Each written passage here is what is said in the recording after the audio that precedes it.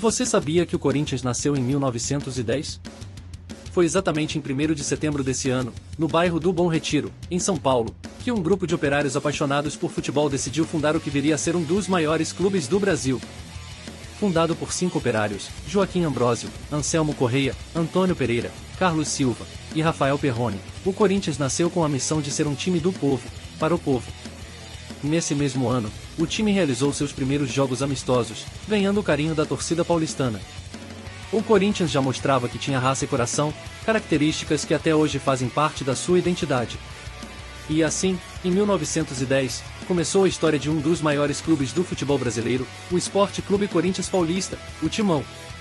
Corinthians, desde 1910, conquistando corações. Depois de nascer com tudo em 1910, em 1911 o Corinthians começou a dar seus primeiros passos no futebol organizado. Embora ainda fosse um clube muito jovem, o Timão já mostrava sua força nos campos. Nesse ano, o Corinthians participou pela primeira vez do Campeonato Paulista, que estava em sua fase inicial, um desafio enorme para um time formado por operários e amadores. Mesmo sem grandes recursos, o Corinthians encantava pela garra e determinação, conquistando cada vez mais torcedores na capital paulista. Era o início de uma paixão que só cresceria. E assim, em 1911, o Corinthians consolidava suas raízes como time do povo, começando a trilhar o caminho que o levaria à glória. Corinthians, desde o começo, orgulho e raça. Em 1912, o Corinthians seguia firme na sua missão de conquistar espaço no futebol paulista. O clube, que já tinha uma base sólida de torcedores, começou a se estruturar melhor dentro e fora dos campos. Foi um ano de aprendizado e crescimento, com o Corinthians aprimorando seu estilo de jogo e mostrando mais organização nas competições que disputava. O Timão não tinha ainda grandes títulos, mas a cada jogo ganhava mais respeito dos adversários e mais amor da torcida, que via naquele time a expressão da classe trabalhadora paulistana. E foi assim, em 1912, que o Corinthians plantou as sementes para se tornar uma das maiores forças do futebol brasileiro. Corinthians, em raça e coração desde o começo. Depois de 2 anos batalhando nos campos da várzea, 1913 foi o ano em que o Corinthians finalmente deu um passo gigantesco na sua história e a entrada oficial no Campeonato Paulista.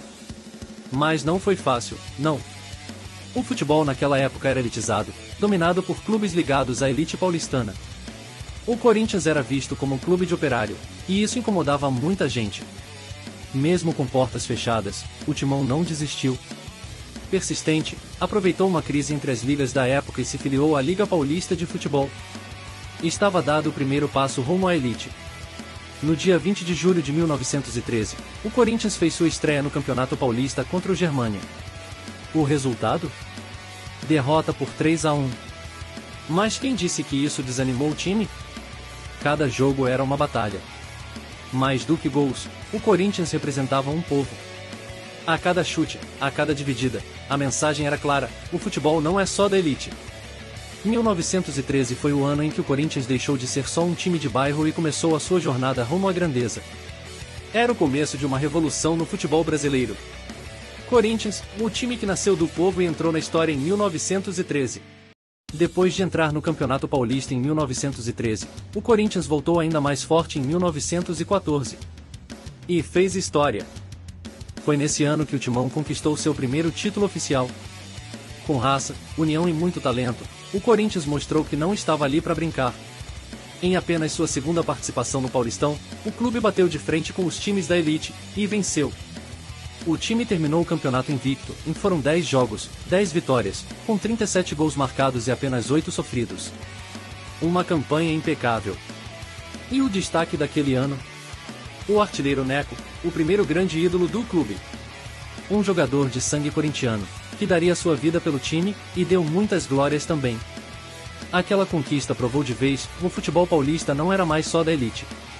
O Corinthians, o time do povo, tinha chegado para ficar. E estava só começando. 1914, um ano em que o povo gritou campeão pela primeira vez. Depois de conquistar seu primeiro título em 1914, o Corinthians estava pronto para defender sua taça. Mas 1915 surpreendeu, e não foi dentro de campo. Aquele ano ficou marcado por uma crise política no futebol paulista. 2 ligas disputavam o comando do Campeonato Paulista, a Liga Paulista de Futebol, a LPF, e a nova Associação Paulista de Esportes Atléticos, a APA. O Corinthians, que era filiado à antiga LPF, acabou ficando de fora do Paulistão. Isso mesmo, o atual campeão não jogou o campeonato. Sem calendário oficial, o clube disputou apenas amistosos ao longo do ano. Mas o mais importante, e manteve o elenco unido, fortaleceu os laços com a torcida e se preparou para voltar ainda mais forte. 1915 foi o ano da resistência silenciosa, da espera paciente. O Corinthians provou que sua força não vinha só dos títulos, mas da fidelidade do seu povo. 1915, um ano em que o Corinthians não jogou ou mais não parou de crescer. Depois de ficar fora do Paulistão em 1915, o Corinthians voltou com tudo em 1916. Era hora de mostrar que o campeão de 1914 não tinha perdido a força e só estava esperando a hora certa para voltar.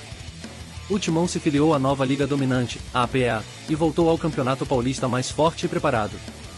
O objetivo era claro, em brigar pelo título.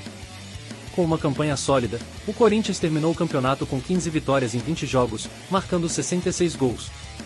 Mostrava um futebol ofensivo, vibrante e popular. Mais uma vez, o grande destaque foi Neco, o craque do povo, liderando o time dentro de campo e ganhando cada vez mais respeito dos adversários. Apesar de toda a entrega, o título ficou com a equipe do paulistano. Mas a mensagem estava dada, o Corinthians era, definitivamente, um dos gigantes do futebol paulista. 1916, um ano em que o Corinthians voltou e provou que já era grande.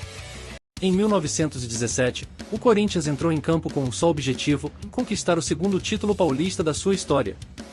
E olha, o Timão chegou perto, muito perto. O time fez uma campanha brilhante no Campeonato Paulista. Foram 15 vitórias, 2 empates e apenas 3 derrotas em 20 jogos.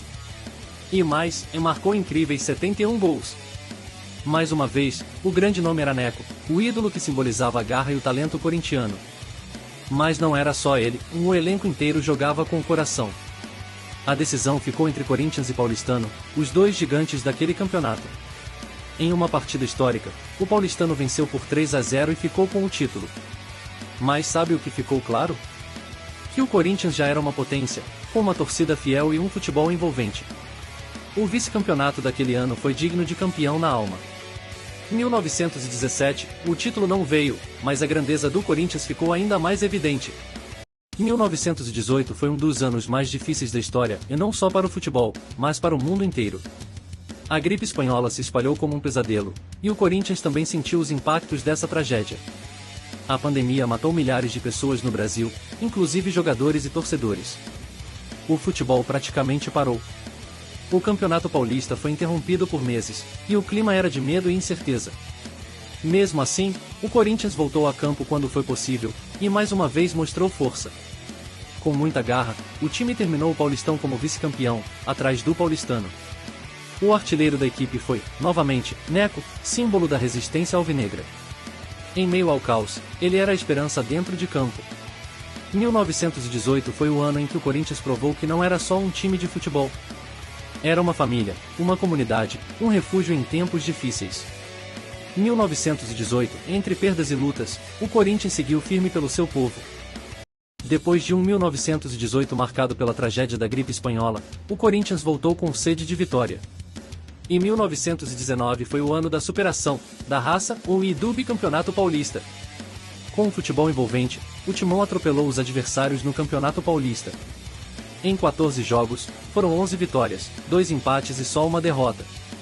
O ataque marcou 39 gols. E adivinha quem brilhou de novo? Ele mesmo, Neco.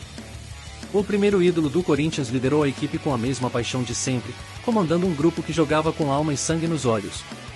A última rodada foi contra o Palestra Itália, o grande rival. E o Timão venceu por 3-0, fechando o campeonato com moral e levantando a taça com autoridade. Mais que um título, 1919 foi a resposta do povo, o Corinthians havia resistido à dor, e agora celebrava como só o povo sabe fazer. Na alegria, na luta, na fé. 1919, o Corinthians venceu a dor e voltou a ser campeão.